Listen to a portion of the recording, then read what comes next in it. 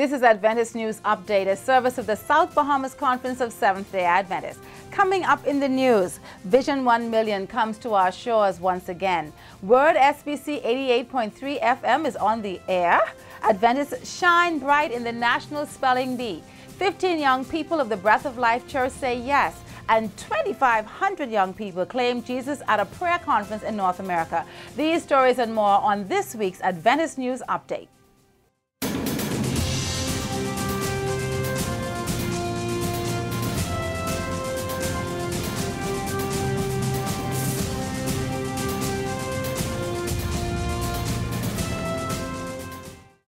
On Sabbath, March 31st, special services will be held at Adventist churches throughout the Inter-American Division in honor of the 1 million visitors expected to worship with members on that day.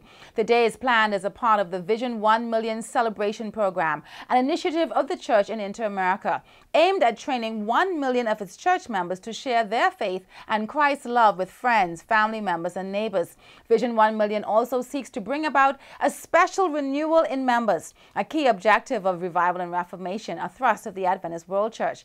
The event in the Atlantic Caribbean Union will be held at 11 a.m. at the Hillview Seventh-day Adventist Church on Tonic Williams Darling Highway in Nassau, where special guest Dr. Ephraim Velasquez from the IAD Seminary in Puerto Rico will join union and conference officials and members in this territory, along with their guests, in a memorable Sabbath celebration. The speaker will be Pastor Leonard Johnson, president of the Atlantic Caribbean Union Mission. All are invited to attend. In the Inter-American Division, the service will be aired live on 3ABN, 3ABN Latino, the Hope Channel, and Esperanza TV from the Parque de la Industria Convention Center in Guatemala City, Guatemala, where evangelist Robert Costa, Associate Ministerial Secretary for the Adventist World Church, will be the featured speaker. The launch date for the Word SBC 88.3 FM is here on Sabbath, March 31st at 5 p.m. at the Hillview Seventh-day Adventist Church. The South Bahamas Conference will officially fill the airways with the Word of God. Pastor Paul Scavala, Conference President of the South Bahamas, said that God would bring many souls to accept Jesus, His commands, and the relevance of the three angels' messages in these last days through the airwaves. We've waited a number of years for this reality, so continue to make your contributions to this project. This weekend, the young people are dominating the news. First up, the Spelling Bee competition is quite a prestigious event all around the world. But who expected in this local contest to find two of our children vying for the coveted title of National Spelling Bee Champion? On Sunday, March 25th at the Atlantis Resort on Paradise Island, Dante Roll, a member of the Shiloh Seventh-day Adventist Church in the North Bahamas Conference, and Brianne Ramming of the Hillview Church of the South Bahamas Conference made all of us proud as they endured 27 rounds of competition. Dante of the Walter Parker Primary School and Brianne, a 7th grade student of the Bahamas Academy, placed second and third in the Bahamas National Spelling Bee competition. Both students will travel to Washington, D.C. to observe the Scripps competition and attend spelling bee related activities. We say congratulations to Dante and Brianne and their proud parents Christopher and Eleanor Roll, along with Elijah and Gwendolyn Ramming, on their accomplishments. 15 young people of the Breath of Life Seventh-day Adventist Church said yes on Sunday, March 25th. Yes to being a youth empowered to serve. The youth director of the South Bahamas Conference, Pastor Kent Price, charged the young persons to support the program, and if rightly executed, God will say yes through an abundance of blessings to glorify His name. After the charge, the participants, along with their pastor, Cain DeVoe, went out into their surrounding area to clean up the streets. The young persons did their part, and this initiative is one in many planned to benefit the community. The church's youth leader, Karen Fleury-Jean, said they have planned programs which would allow the youth to be more visible and actively involved in the community outreach projects for the year 2012. Going forward, we will be doing more things like clean up the beaches. We'll be helping out the less fortunate neighbors, like with painting their houses or sometimes cleaning up the house. And we'll also be doing tree planting in the neighborhood. Okay, so as time progresses and the needs of the community arise, we'll deal with that. YES is a community service ministry. YES is the acronym for Youth Empowered to Serve.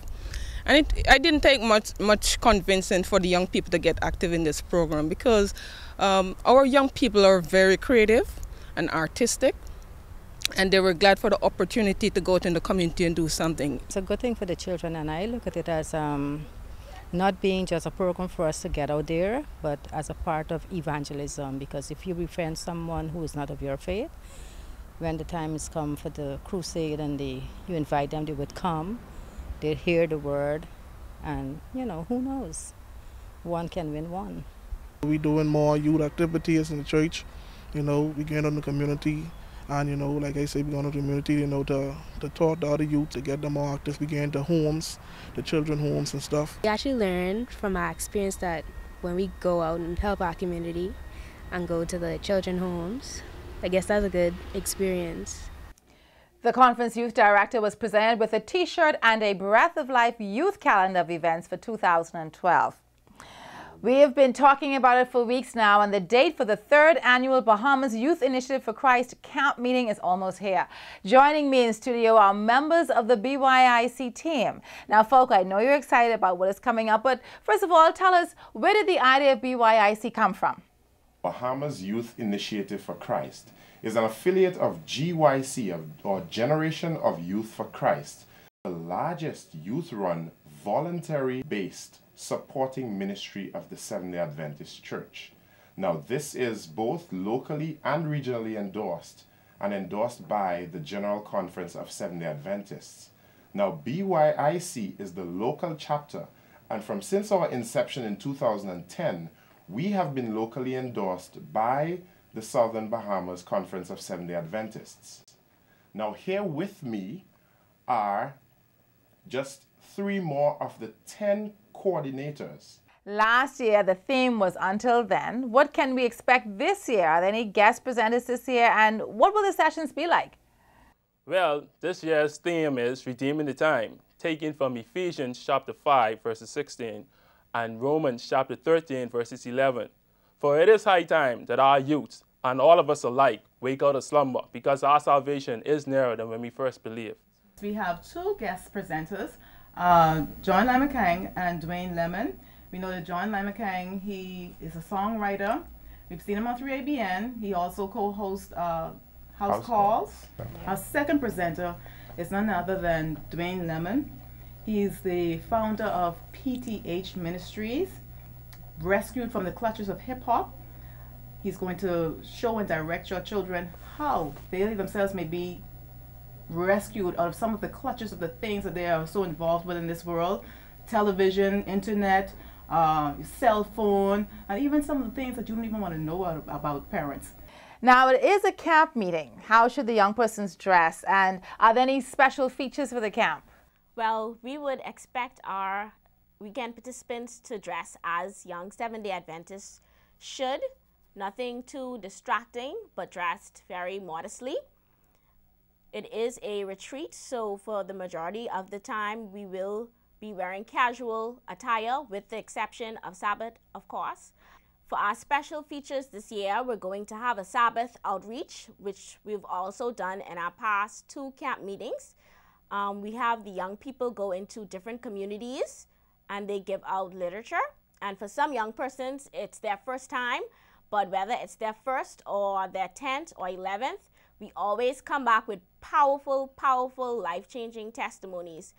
And I'm sure this year will be no different.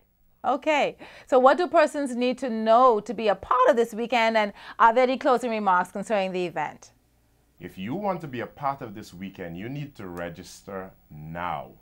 We accommodate all ages, but our target audience, especially for the people who are camping, are going to be between the ages of 16 and 35.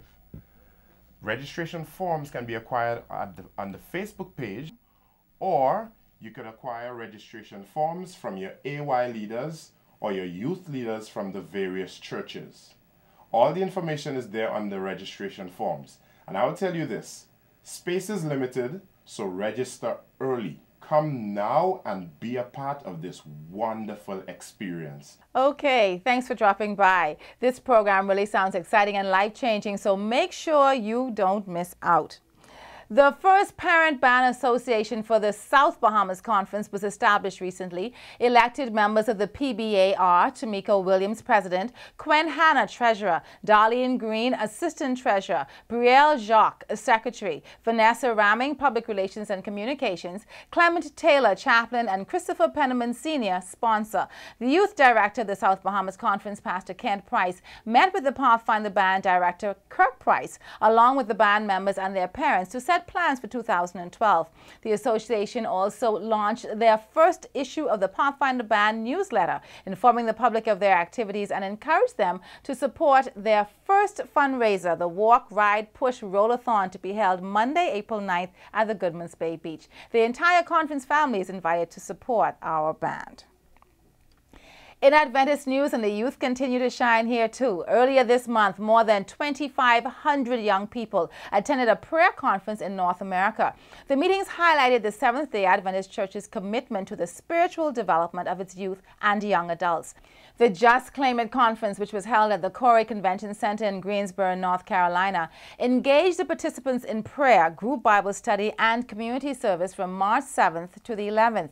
Church leaders said that while youth should grow spiritually with weekly church services, a special event can offer additional times of reflection and a more intimate examination of their faith. I believe in events. The Bible is full of events, said Manny Cruz, Associate Youth Director for the Adventist Church's North American Division. When you come together with fellow believers, he said, we believe God does something. The Holy Spirit touches people. Youth rallies are typically sponsored by a local church or conference, but Cruz said a division-wide event offers more of a mix in styles of preaching, music, and ministry. A large event, Cruz said, also gives youth an understanding the denomination is larger than their own church or city. The sessions offered participants the opportunity to learn about conducting ministry and outreach at their home churches, including community services.